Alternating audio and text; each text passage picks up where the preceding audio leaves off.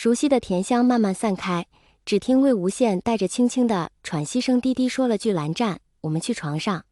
蓝忘机便将他从水里抱了出来，因为肚子里还有个小朋友，两人都不敢闹得太过。再次沐浴出来，魏无羡靠在蓝忘机身上，侧头去听那沉稳的心跳，拖着腹部轻笑，今日算是舍命陪君子，再过些日子我可不敢了。蓝忘机抚着他的发，闻言侧头吻了他一下，柔声道：不会了，睡吧。断断续续的琴音从静室传出，熟悉的人一听这声音，就知道是韩光君又在叫小公子弹琴了。松旷沉远，余韵悠长的天籁中夹杂着几声仍显声色的单音，竟也不使人觉得突兀，反倒是显出了一种莫名的和谐。那向来清冷入仙的琴音，总是在此时让人听出一股似水的温柔。未时过后，蓝卫还得去先生处听学，目送蓝卫出了门，魏无羡斜斜地靠在榻上，轻轻搭了只手在腹上，看着端坐在琴案后的蓝忘机，说道：蓝湛，弹首曲子听一听呗。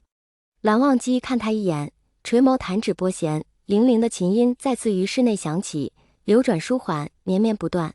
魏无羡低着头静静地听，视线不经意从腹部掠过，然后他抬眸望了一眼正在弹琴的蓝忘机，垂眸沉思片刻，突然露出笑来。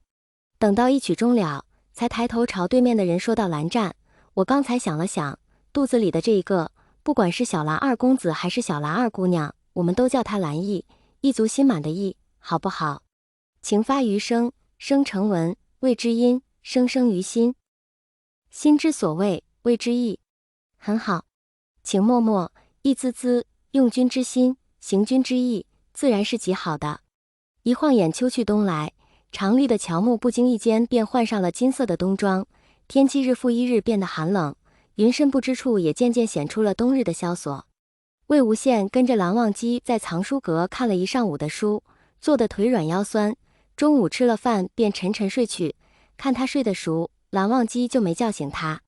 于是魏无羡醒来时，竟是里空荡荡的，只剩下他一个。他又不想这个时候再去打扰蓝忘机，随意穿了件衣裳，便自己一个人出来走动，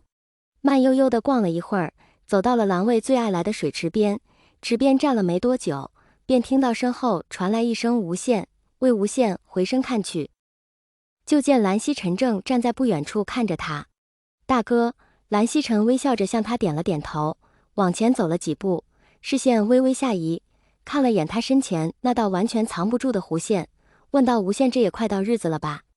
是，医师说最多也不过是10来日。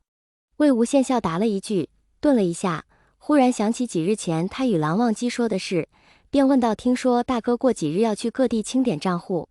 蓝曦臣微微颔首，年关将至，是得去看看的。无羡怎么突然问起这个？魏无羡一向不爱管云深不知处的这些个事物，突然问起，蓝曦臣难免有些新奇。魏无羡低头笑了一下，又问大哥此次能否将魏儿也一并带去？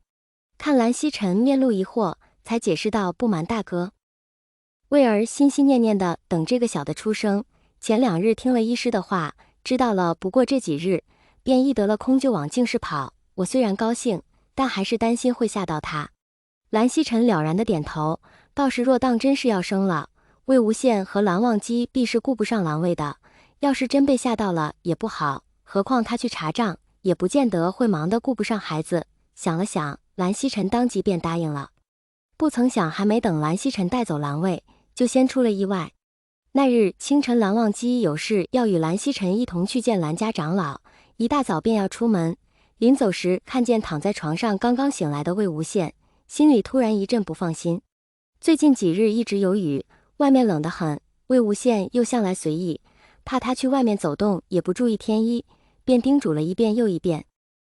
蓝忘机说完了，正要往外走，又想起魏无羡已是临产，小朋友不知道什么时候要出来，便又说若有不是就立马让人去找他。一大早的就听到蓝忘机这也不许那也不行，魏无羡一阵好笑，看到蓝忘机那严肃不容置喙的神情，才老老实实的答应了。最后看人要走，又不老实的将人拉倒在床上亲了半天才放人离开。看着蓝忘机出了门，魏无羡在床上赖了许久才磨磨蹭蹭起来，自己一个人在房里写画画了一个早上，直到中午的时候才多了个蓝卫来陪他。许是真的忙，午饭时蓝忘机也没回来，魏无羡便带着蓝卫睡了。再醒来时，身旁无人，魏无羡走到门口，就看见蓝卫蹲在偏乡的屋顶上，似乎在看什么东西。此时虽然没在下雨，那屋檐上的瓦片却还在淅淅沥沥往下滴水。魏无羡有些担心，正要说话，蓝卫就先看见了他，兴奋地喊了他一声，就这么一动，脚下没踩稳，便摇摇晃晃的似要摔下来。